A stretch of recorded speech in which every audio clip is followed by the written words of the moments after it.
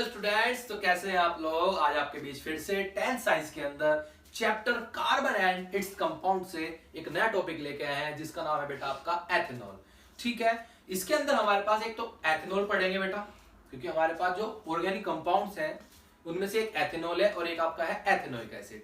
तो सबसे फर्स्टली हम पढ़ेंगे आपका एथेनॉल को, उसके बाद हम पढ़ेंगे एथेनोइक एसिड को। तो चलिए बिना किसी देरी के स्टार्ट करते हैं आज का टॉपिक एथेनॉल। तो चलिए गाइस स्टार्ट करते हैं आपका आज का टॉपिक एथेनॉल। ठीक है, तो हमारा आज का टॉपिक होने वाला है आपका एथेनॉल।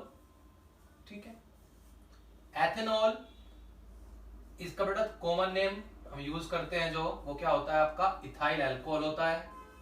ठीक है, इथाइल अल्कोहल, और इसका जो फॉर्मूला होता है वो CH3CH2OH या आप इसे C2H5OH भी लिख सकते हैं।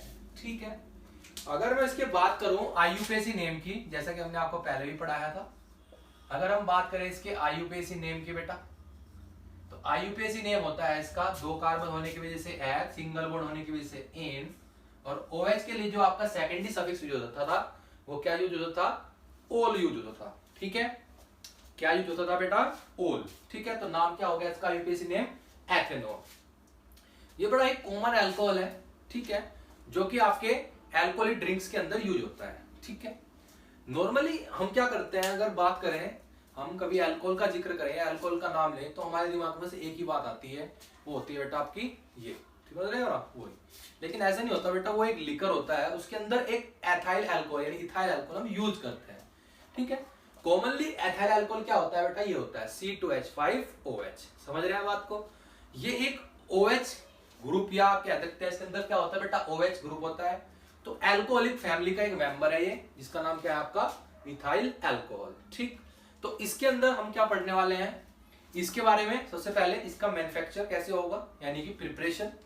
ठीक है, उसके बाद इसकी प्रॉपर्टी क्या क्या होती है और इसकी केमिकल प्रॉपर्टीज क्या क्या होती हैं। ठीक है, फिजिकल और केमिकल दोनों पढ़नी है, और यूजेज और कमर्शियल फॉर्म्स क्या क्या है आपके अल्कोहल्स की वे पढ़नी है। ठीक है, चलिए तो स्टार्ट करते हैं। सबसे पहले बेटा प्रिपरेशन ऑफ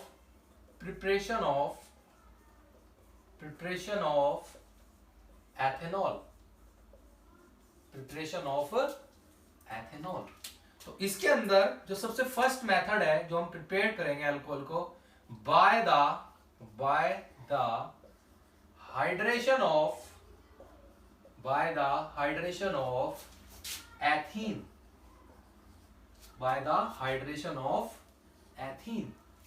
तो हाइड्रेशन, सबसे पहली बात क्या है बेटा, हाइड्रेशन समझते हैं। हाइड्रेशन का मतलब होता है एडिशन ऑफ वाटर मॉलिक्यूल। तो एथीन के साथ हम क्या करने वाले हैं, एक एथीन का मॉलिक्यूल लेंगे और एक वाटर लेंगे और आपका कंसंट्रेटेड H2SO4 के साथ उसे रिएक्ट कराएंगे। तो आप क्या देखोगे कि हमारे पास क्या बन के आएगा बेटा, आपका एक अल्कोहल बन के आएगा। क्या बन के आएगा, अल्कोहल। तो एथीन का formula CH2 double bond CH2, this is ethene. ठीक है, इसके साथ कौन रिएक्ट करने वाला है बेटा, आपका वाटर। वाटर रिएक्ट करेगा इन the presence of concentrated H2SO4। ठीक है, क्योंकि बेटा आइडेंटिकल एल्कीन है, इधर भी डबल बॉन्ड से CH2 है, इधर भी CH2 है। तो हम क्या करने वाले हैं, एक हाइड्रोजन को इस वाले कार्बन के पास भेज देंगे और OH को इस वाले कार्बन के पास भेज देंगे। तो आप देखोगे इस कार्बन के साथ कितने H थे आपके, 2, एक H और आ गया, तो कितने H हो गए बेटा, 3 कार्बन। ठीक है, इस CH2 के साथ कौन चला जाएगा आपका, OH। अगर मैं कार्बन की वैलेंसी की बात करूं तो इधर 3 वैलेंसी हो रही है, तो बीच में बॉन्ड क्या आ जाएगा बेटा, सिंगल बॉन्ड आ जाएगा। तो ये एथीन से हमारा क्या बन गया, एथेनॉल बन गया बाय द हाइड्रेशन। हाइड्रेशन का मतलब देख रहे हैं कि वाटर का मॉलिक्यूल क्या हो चुका है बेटा, ऐड हो चुका है। तो एडिशन ऑफ वाटर मॉलिक्यूल को हम क्या बोलते हैं, आपका हाइड्रेशन बोलते हैं। अगर इसके आगे डी लगा दे, डिहाइड्रेशन, तो रिमूवल ऑफ वाटर मॉलिक्यूल। ठीक है, समझ में आती है बात। तो एक तो ये है। इसी तरीके से सेकंड जो है बेटा हमारा, सेकंड क्या है, सेकंड है बेटा फ्रॉम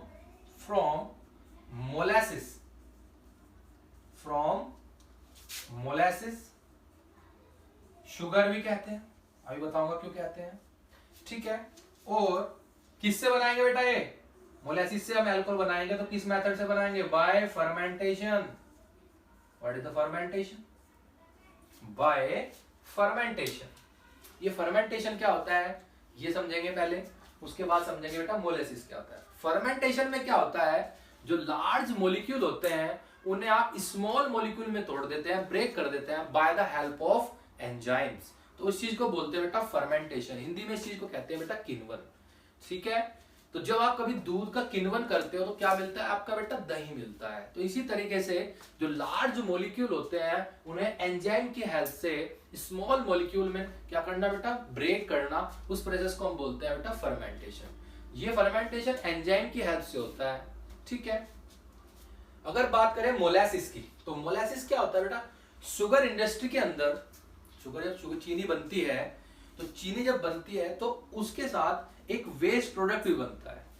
वेस्ट प्रोडक्ट बोले तो उसके अंदर एक डार्क थिक एक लिक्विड मिलता है, उस चीज को हम क्या बोलते हैं? मोलासिस। मोलासिस के अंदर बेटा अनरिकवर्ड 60% शुगर होती है, यानी कि ऐसी 60% शुगर होगी जिसे हम उस लिक्विड से, जो कि थिक बहुत ज्यादा थिक है, उससे हम अनरिकवर यानी कि रिकवर्ड नहीं कर सकते। ठीक है, तो उस चीज को हम मोलासिस बोलते हैं। अगर उस मोलासिस से हम शुगर को एक्सट्रैक्ट करने भी लगे, अलग भी करने लगे, तो वो यानी कि अनप्रॉफिट होती है, यानी कि अनप्रॉफिटेबल, उससे कोई प्रॉफिट नहीं होता। तो उस चीज के लिए फिर उसका यूज क्या करें? उसके अंदर तो 60% बेटा क्या है? शुगर है। शुगर का फॉर्मूला आपको पता होना चाहिए, C12H22O11। तो उसके लिए क्या करते हैं बेटा? उस मोलासिस का हम फर्मेंटेशन करते हैं और उस फर्मेंटेशन होने के बाद हमें क्या मिलता है? आपका इथाइल अल्कोहल मिलता है। क्या मिलता है बेटा? Ethyl alcohol. तो वो इथाइल अल्कोहल हमें मिलता क्या किस तरीके से है, चलिए देखते हैं उसे कि इथाइल अल्कोहल वो हमें किस तरह से मिलने वाला है। तो फर्स्टली क्या करते हैं, ट्रकों के अंदर भरकर, जो ट्रकों के टैंक होते हैं बेटा पीछे लगे होते हैं, उनमें भरकर इस मोलासिस को आप डिस्टिलरी, यानी कि जो डिस्टिलेशन होता है जहां पर इस एथेनॉल को बनाते हैं, वहां पर ले जाते हैं। तो फर्स्टली क्या होता है, इस जो मोलासिस है, मोलासिस के अंदर क्या है बेटा? आपका शुगर है, ये मोलासिस है। ठीक है, हमें इसका क्या करना है? फर्मेंटेशन। तो शुगर के अंदर वहां पर वाटर मिक्स करके उसके अंदर हम क्या मिला देते हैं? यीस्ट। क्या मिलाते हैं? यीस्ट। तो यीस्ट के अंदर एक एंजाइम होता है बेटा, जिसका नाम क्या होता है आपका? इन्वर्टेज। क्या नाम होता है? इन्वर्टेज। तो ये इन्वर्टेज एंजाइम जो है इस मोलासिस को वाटर के साथ जो मिला के रख रखा है, वो इसे ब्रेक कर देता है बेटा आपका ग्लूकोज C6H12O6 और फ्रक्टोज।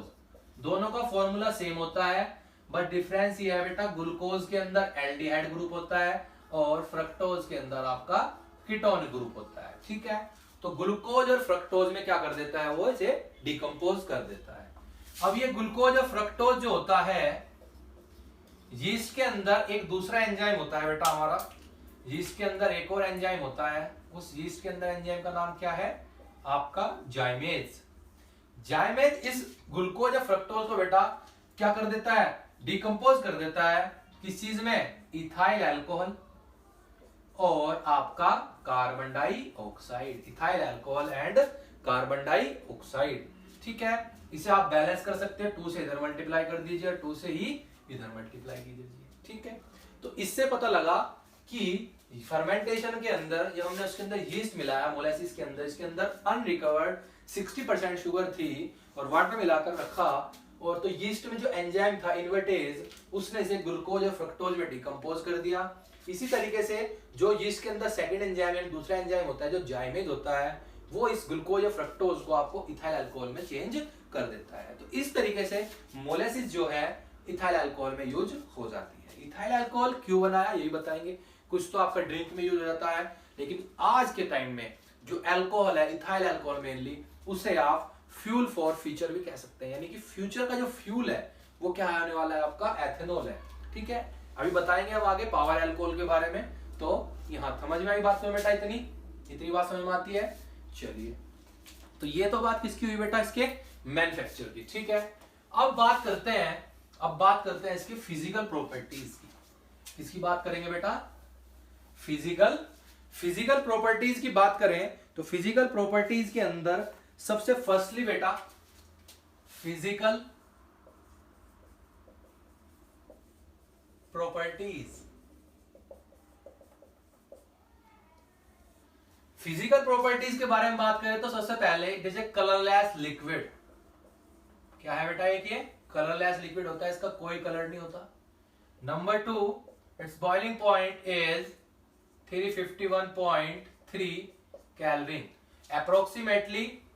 अप्रोक्सीमेटली लगभग यानी कि 40 और 74 डिग्री सेल्सियस के समथिंग इसका क्या होता है बेटा बॉइलिंग पॉइंट होता है। ठीक है। नंबर थर्ड इसकी बेटा एक कैरेक्टरिस्टिक्स स्मेल होती है, यानी खुद की एक स्मेल होती है। ठीक है। और बेटा इसका जो टेस्ट होता है बर्निंग टेस्ट होता है। ठीक है। कैरेक्टरिस्टिक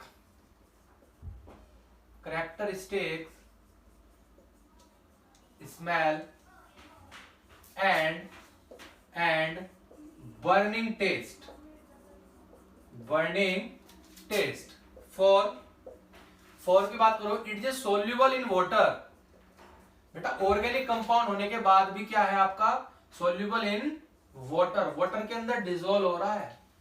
जब हम कभी पैक बनाते समझ रहे ना, हाँ, अगर वो पानी में मिला है तो क्या हो जाता है आसानी से डिसॉल्व हो जाता है। अल्कोहल क्यों होता है?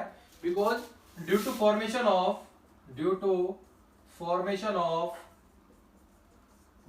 Formation of intermolecular hydrogen bonding. अभी इसके बारे में डिटेल में आप 11th में पढ़ोगे, लेकिन इतना बात ध्यान रखना बेटा कि जो अल्कोहल है ऑर्गेनिक होने के बाद भी वाटर के अंदर डिसॉल्व हो रहा है, तो इसलिए हो रहा है क्योंकि वो वाटर के मॉलिक्यूल के साथ क्या बना लेता है बेटा हाइड्रोजन बॉन्डिंग बना लेता है।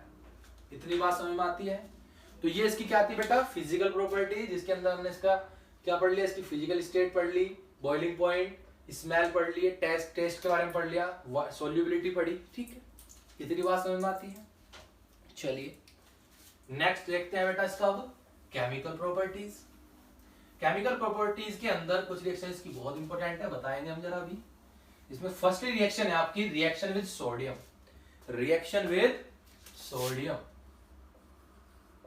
केमिकल प्रॉपर्टीज क्या आने वाली है बेटा आपकी केमिकल प्रॉपर्टीज के अंदर नंबर 1 है बेटा reaction with sodium Na is a very reactive metal. ठीक है। तो जब बेटा हम इथाइल अल्कोहल की रिएक्शन C2H5OH की रिएक्शन सोडियम से कराते हैं, तो इधर बेटा एवोल्यूशन होता है आपका हाइड्रोजन गैस का, और साथ में आपका फॉर्म होता है सोडियम इथोक्साइड। क्या फॉर्म होता है आपका सोडियम इथोक्साइड, यानी कि यहां से हाइड्रोजन तो बेटा रिमूव हो जाएगी, इसके जगह पर आकर कौन बैठ जाएगा सोडियम। और कितने हाइड्रोजन रिमूव हुए यहां से एक, और हाइड्रोजन जो होती है कैसी गैस है बेटा डायटोमिक गैस है। ठीक है। तो यहाँ पे H2 होगा, लेकिन हमने हाइड्रोजन कितने रिमूव किए एक, तो अगर 2 को आपको एक में बदलना हो तो कितने से मल्टीप्लाई कर दो 1/2 से, इससे कैंसिल हो गया। तो 1/2 हाइड्रोजन का क्या होगा बेटा इधर, यानी हाफ मोल ऑफ हाइड्रोजन का एवोल्यूशन होगा। अच्छा पता कैसे लगेगा कि हाइड्रोजन गैस ही है? आप जिस टेस्ट ट्यूब के अंदर ये प्रैक्टिकल करोगे और उस टेस्ट ट्यूब के पास अगर आप जो जलाओगे गैस को, तो आप देखोगे कि वो गैस जो बर्न होती है किसके साथ होती है बेटा पॉप साउंड के साथ। हमने पहले ही बताया था आपको। तो कौन सी गैस होगी आपकी हाइड्रोजन गैस। अगर वहां पे कौन साउंड आता है पॉप साउंड आता है। ठीक है। It is a test for alcoholic group. ठीक है। यानी इथाइल अल्कोहल के अंदर टेस्ट पूछे तो ये टेस्ट है बेटा किसका आपका अल्कोहलिक ग्रुप के लिए। एक अच्छी रिएक्शन है, आपको अगर पता लगाना हो कि अल्कोहल है या नहीं है। ठीक है। नंबर टू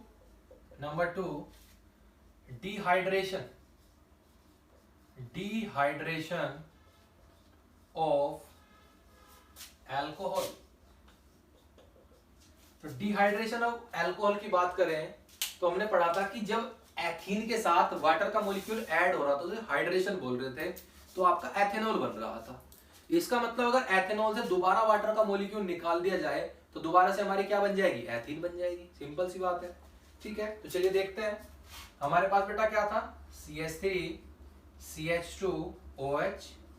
तो जब इथाइल अल्कोहल को आप डिहाइड्रेट करते हो इन the presence of concentrated H2SO4, तो आप देखोगे यहां से OH और यहां से H, तो क्या रिमूव होगा बेटा आपका, वाटर यहां से निकल जाएगा और बचेगा क्या, यहाँ पे 2H बचेंगे और CH2, तो CH2 इधर भी और CH2 इधर भी, तो बॉन्ड कैसा आ जाएगा बीच में बेटा, डबल बॉन्ड। यहाँ से एक H गया तो कितने H बचे बेटा, 2, यहाँ से OH चला गया तो H और OH मिलकर क्या बनाएगा, वाटर, तो CH2 तो बीच में डबल बॉन्ड कैरेक्टर आ जाएगा, LMC4 करनी है, तो आपने क्या देखा कि क्या बन गया, एथीन। और जो ये कंसंट्रेटेड H2SO4 है बेटा, इधर वर्क करता है आपका डिहाइड्रेटिंग एजेंट, ठीक है, ये क्या काम कर रहा है इधर, डिहाइड्रेटिंग एजेंट। और एक बात और याद रखने की है कि इस रिएक्शन के अंदर जो टेम्परेचर होता है वो आपका होता है 443 केल्विन, यानी कि आपका 170 डिग्री सेल्सियस, ठीक है। लेकिन अगर यही रिएक्शन नोट करके देखते हैं आप, इसी रिएक्शन में अगर हम एक्सेस ऑफ अल्कोहल लें, अल्कोहल की ज्यादा क्वांटिटी लें, यानी कि इधर 1 मोल है, इस रिएक्शन में अगर हम 2 मोल अल्कोहल के यूज करें और टेम्परेचर में थोड़ा सा चेंजिंग करें, तो आप क्या देखोगे कि आपका एल्कीन ना बनके बेटा इधर ईथर का फॉर्मेशन होता है। किसका फॉर्मेशन होता है, रहेगा तो इधर भी कंसंट्रेटेड H2SO4 ही, लेकिन टेम्परेचर कितना होने वाला है 140 डिग्री सेल्सियस या आपका 413 यानी 413 केल्विन टेम्परेचर। तो इधर से देखोगे आप क्या रिमूव हो रहा है, आपका H2O बाहर हो जाएगा और क्या बचेगा, देखो इधर CH3 CH2O CH2 CH3। तो ये जो फंक्शन ग्रुप आया है आपका, जिसमें दोनों साइड ऑक्सीजन के सिंगल बॉन्ड से अटैच है आपके इथाइल ग्रुप, यानी ये भी एल्काइल ग्रुप है, ये भी एक एल्काइल ग्रुप है, तो इस चीज को हम बोलते हैं बेटा ईथर, ठीक है। तो इसका नाम क्या है बेटा आपका, डाई इथाइल ईथर। समझ में आती है बात। तो अगर आप इसके अल्कोहल को हीट करें बेटा 170 डिग्री सेल्सियस या 443 केल्विन पर, तो आपकी एल्कीन बनती है। लेकिन अगर टेम्परेचर चेंज कर दें और अल्कोहल की एक्सेस क्वांटिटी थोड़ी सी बढ़ा दें, यहाँ पे 1 मोल था या 2 मोल ले लिए, तो आप देखोगे कि किसका फॉर्मेशन होता है, आपका ईथर का फॉर्मेशन होता है, ठीक है। इतनी बात समझ में आती है, ठीक है बेटा, ठीक। चलिए, तो ये डिहाइड्रेशन की बात हुई। उसके बाद मोस्ट इंपोर्टेंट रिएक्शन आई हमारी, जिसका नाम क्या है बेटा, एस्टिफिकेशन, एस्टर का बनना, ठीक है। तो जब हम alcohol reaction with ethanoic acid, तो जब हम अल्कोहल की रिएक्शन कराएंगे एथेनोइक एसिड से, तो बेटा एस्टर बनेगा, ठीक है। और इसके अंदर स्मेल आएगी, स्वीट स्मेलिंग आएगी, लाइक ए फ्रूटी स्मेल, ठीक है, लाइक ए फ्रूटी स्मेल, ठीक है। तो आपके पास फोर्थ रिएक्शन आई आपकी, फोर्थ है बेटा, थर्ड आई बेटा, third reaction I, reaction with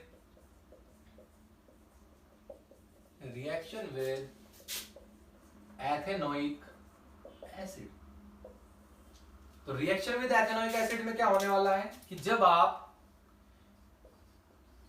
ethanoic acid की रिएक्शन इथाइल अल्कोहल से कराओगे, अल्कोहल कैसे लिख सकते हैं भाई, C2H5OH, मैंने ऐसे लिख लिया HOC2H, बात तो वही है, ऐसा क्यों लिखा बताऊंगा अभी। तो जब आप एथेनोइक एसिड की रिएक्शन इथाइल अल्कोहल से कराते हो इन the presence of concentrated H2SO4, तो आप यहां से देखोगे कि क्या रिमूव हो रहा है बेटा आपका, फिर से H2O, और आपका क्या बन रहा है CH3COO C2H5, तो CH3COO C2H5, इसका नाम होता है बेटा इथाइल एसीटेट, और एक इसका नाम होता है बेटा इथाइल एथेनोएट, इसका IUPAC नेम होता है इथाइल एथेनोएट। समझ में आती है बात। तो दिस इज एस्टर की बेटा मैंने आपको बताया था फंक्शन ग्रुप क्या होता है, RCOO R-, यानी दोनों एल्काइल ग्रुप सेम भी हो सकते हैं, डिफरेंट भी।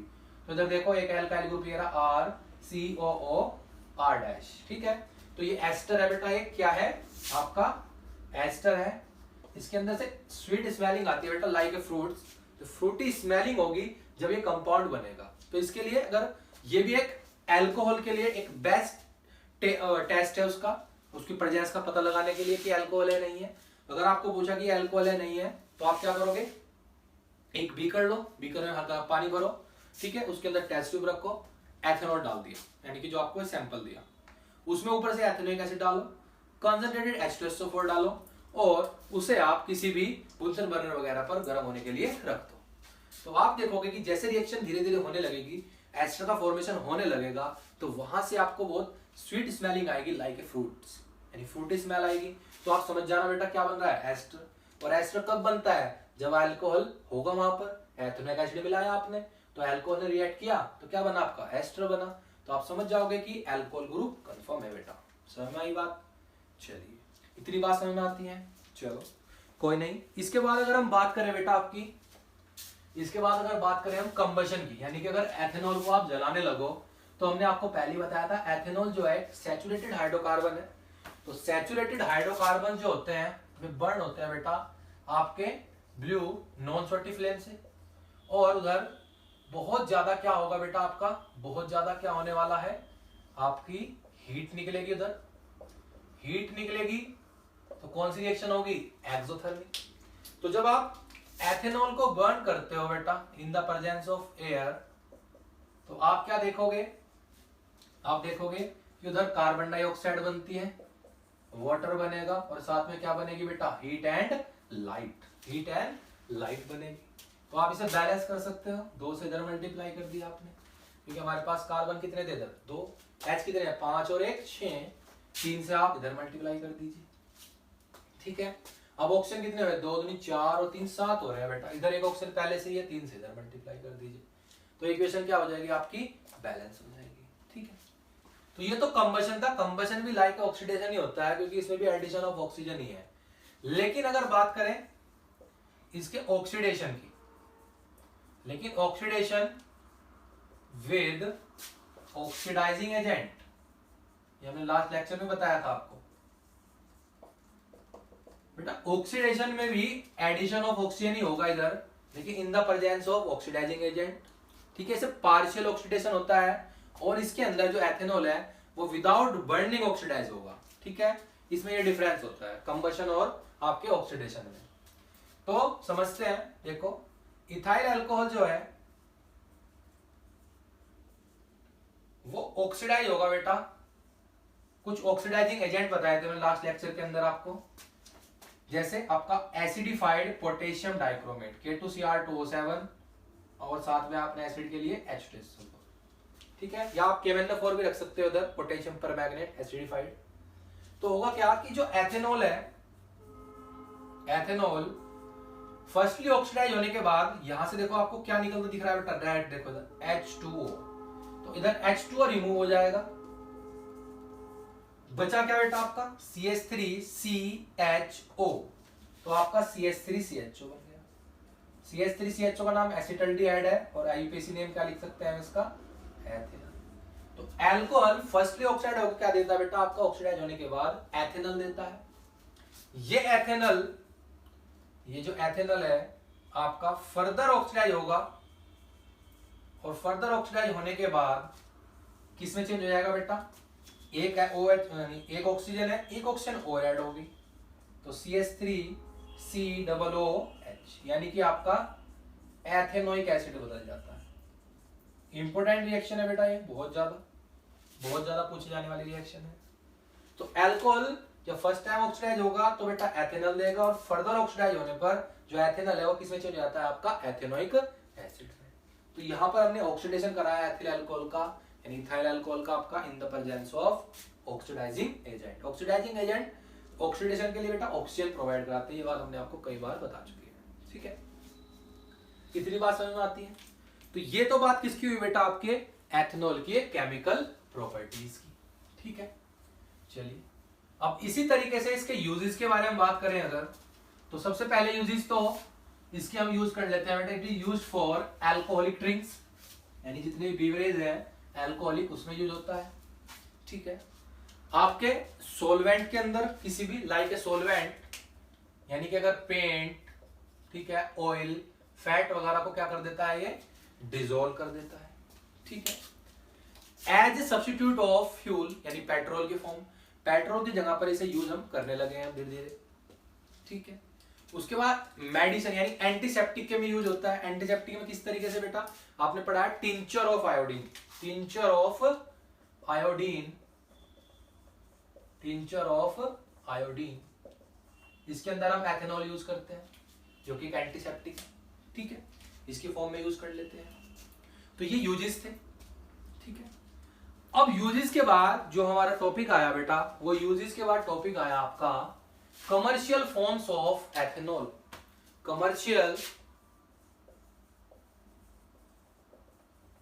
Forms of ethanol. तो एथेनॉल की कमर्शियल फॉर्म कौन कौन सी होंगी बेटा? Number 1 rectified spirit. Rectified spirit, ठीक है। रेक्टिफाइड स्प्रीट क्या होता है बेटा? स्प्रीट आपने देखे होंगे, यूज कर लेते हैं हम, डॉक्टर वगैरह यूज करते रहते हैं। तो दीजिए 95.57% अल्कोहल यानी एथेनॉल और रेस्ट इज वाटर यानी H2। इतना बचा बेटा क्या है उसके अंदर? वाटर है। तो लगभग यानी कि 95% एथेनॉल और 5% वाटर का जो मिक्सचर होता है उसे हम क्या बोल देते हैं? आपका रेक्टिफाइड स्प्रिट बोल देते हैं, ठीक है।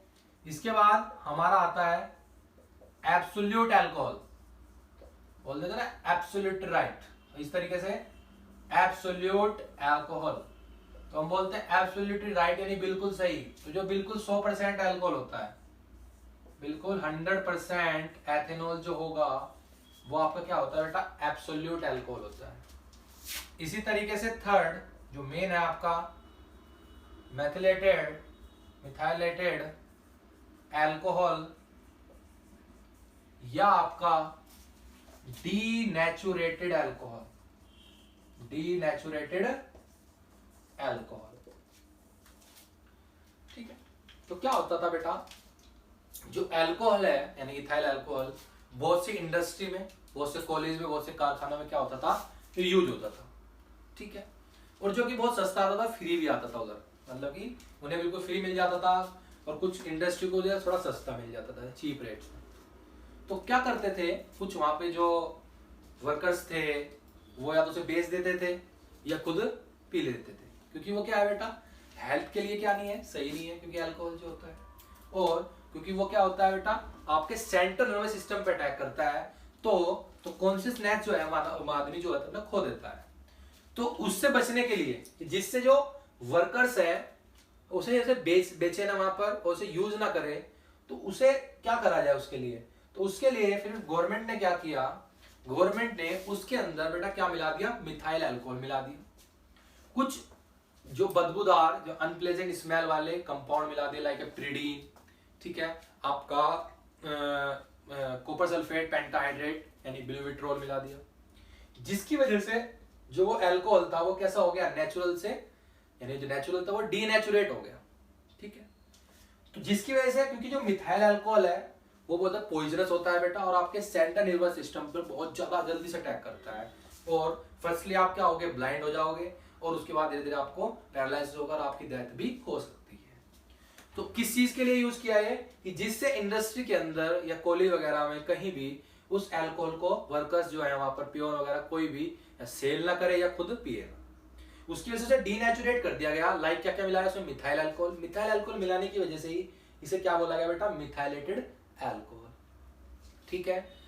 तो ये जो अल्कोहल होता है मिथाइलेटेड, बहुत ज्यादा पॉइजनस होता है, ठीक है।